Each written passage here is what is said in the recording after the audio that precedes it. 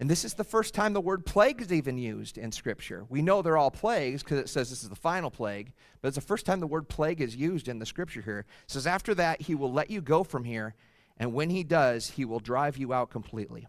Okay. This is a prophecy. He's about to give us a prophecy. God's giving us a prophecy of what's going to happen. He's going to drive them out. There's going to be a plague. Specific things are going to happen in this plague. And I'll tell you, I read through this. Let me just go on what I would call a tangent filled with common sense and righteous indignation. Okay?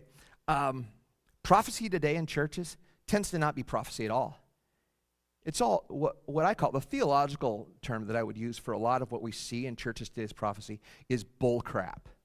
It's not prophecy at all.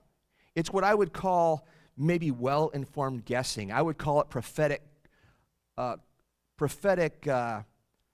fortune cookie, right? So here's how you'll get in a church, and some guy says, "I'm a prophet," right? And then he says, "You know what? Something difficult's going to come in your life this year."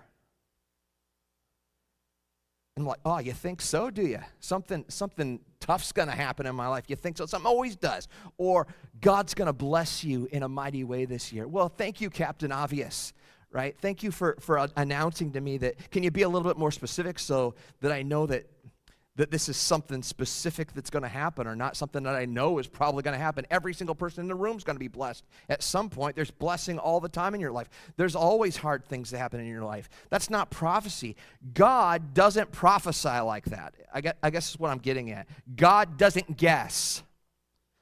When God is saying what's going to happen in this last plague, God isn't guessing. He's not like, boy, I think there's an 80% chance this might happen. That's not happening here. He knows exactly what's going to happen because he's causing this to happen.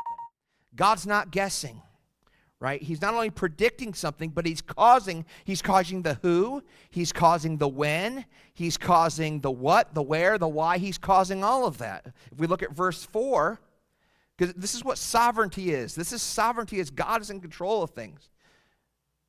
Right? You're not better off with God if you don't believe he's sovereign and in control of everything. If you don't think he's in control, that he has the ability to dive into things and that he's causing things to happen, if you don't, then you're going to struggle with God.